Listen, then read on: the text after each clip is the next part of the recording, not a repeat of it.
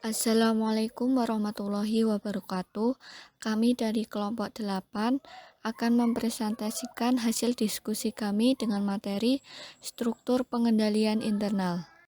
Yang beranggotakan yang pertama, Hilya Nur Alfiani dengan NPM 20101040059. Yang kedua, Risa Irnawati dengan NPM 20101040063. Yang ketiga, Erisma Adinatalian dengan NPM 20101041108. Definisi struktur pengendalian internal.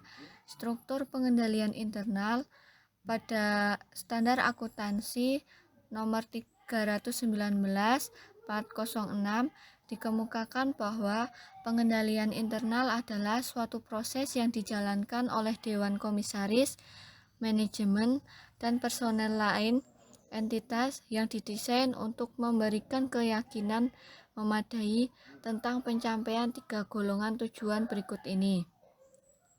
Yang pertama, keandalan pelaporan keuangan.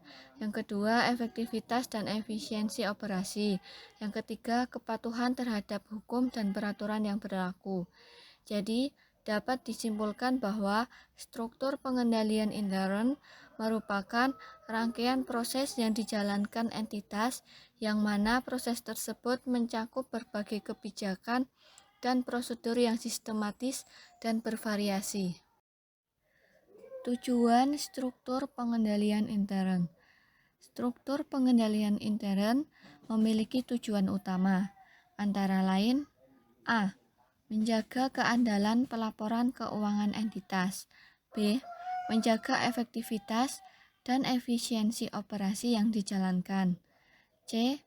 Menjaga kepatuhan hukum dan peraturan yang berlaku. Pentingnya struktur pengendalian intern. Pengendalian intern sangat penting bagi manajemen dan auditor dalam berbagai literatur yang berkaitan dengan pengendalian intern. Sebab A. Lingkup dan ukuran entitas bisnis semakin kompleks. Hal ini mengakibatkan manajemen harus mengandalkan laporan dan analisis yang banyak jumlahnya agar peranan pengendalian dapat berjalan secara efektif.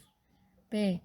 Pemeriksaan dan penelaahan bawaan dalam sistem yang baik memberikan perlindungan terhadap kelemahan manusia dan mengurangi kemungkinan kekeliruan dan ketidakberesan yang terjadi. C. Pengendalian intern yang baik akan mengurangi beban pelaksanaan audit sehingga dapat mengurangi biaya ataupun fee audit. Konsep dasar terdiri dari 4. Yang pertama, pertanggungjawaban manajemen. Yang kedua, kewajaran atau keyakinan rasional yang memadai. Yang ketiga, keterbatasan bawaan. Yang keempat, metode pengolahan data. Yang pertama, pertanggungjawaban manajemen. Manajemen bertanggung jawab untuk menetapkan dan mempertahankan struktur pengendalian intern.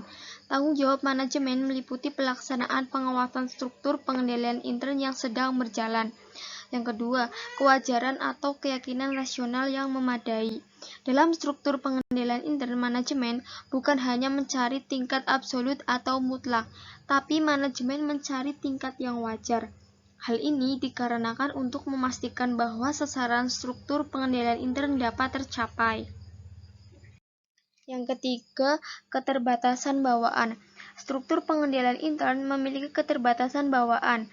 Keterbatasan bawaan tersebut diakibatkan oleh yang pertama, faktor manusia yang melakukan fungsi prosedur pengendalian. Yang kedua, pengendalian tidak dapat mengarah pada seluruh transaksi. Yang keempat, metode pengolahan data. Konsep dari struktur pengendalian intern dapat diterapkan dalam sistem pengolahan data manual maupun data terkomputerisasi. Sistem data manual biasanya digunakan dalam perusahaan kecil, sedangkan sistem terkomputerisasi digunakan oleh perusahaan internasional. Perkembangan konsep dasar pengendalian intern. COSO mengeluarkan laporan yang berisi kerangka integral pengendalian intern. Coso mendefinisikan pengendalian intern sebagai proses dipengaruhi oleh dewan komisaris, manajer, dan personel perusahaan yang dirancang untuk menyediakan jaminan yang dapat dipercaya untuk mencapai tujuan perusahaan, yang digolongkan menjadi 1. Dapat dipercayainya pelaporan keuangan. Kedua, kepatuhan terhadap hukum dan aturan yang berlaku. Ketiga, efisiensi dan efektivitas operasi. Berdasarkan definisi tersebut, dapat diuraikan beberapa konsep dasar pengendalian intern. Yang 1. Pengendalian intern adalah suatu proses yang berupa serangkaian tindakan yang mempengaruhi dan menyatu dengan infrastruktur suatu organisasi. Yang kedua, pengendalian intern berfungsi efektif karena manusia.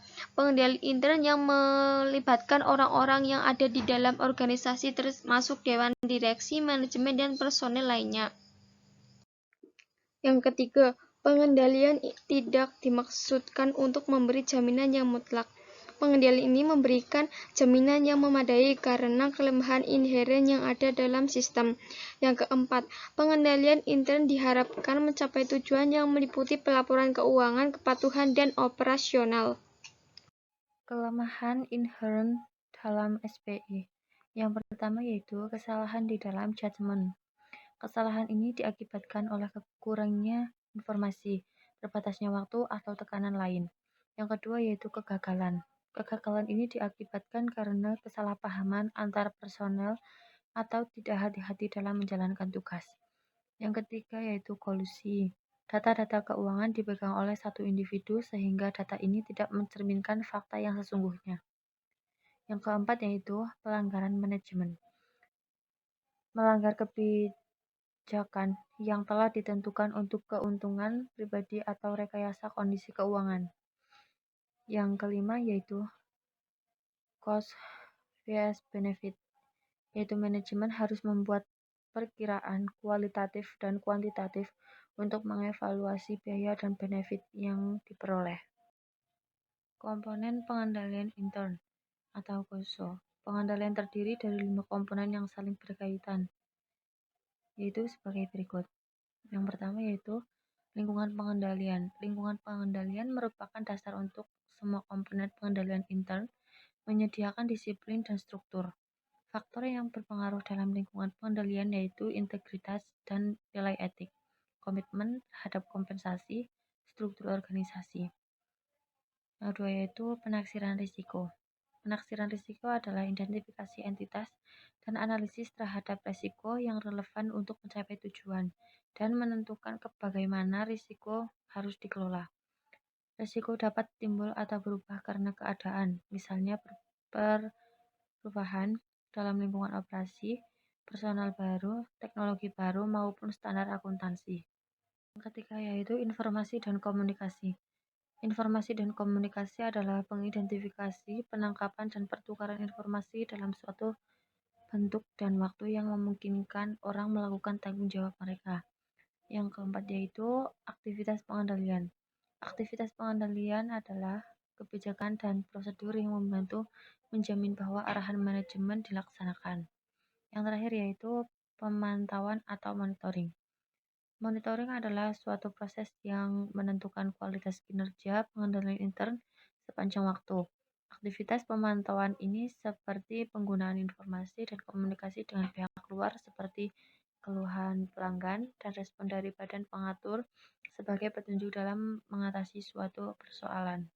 Aktivitas pengendalian. Aktivitas pengendalian terdiri atas yang pertama yaitu pengendalian autorisasi, yang kedua pengendalian pemrosesan informasi, yang ketiga pengendalian atas proses laporan keuangan, yang keempat yaitu pengendalian aplikasi, dan yang kelima yaitu pemisahan tugas. Yang keenam yaitu pengendalian fisik, yang ketujuh yaitu telaah kinerja. Demikianlah pemaparan materi dari kelompok kami. Apabila ada salah kata, kami mohon maaf.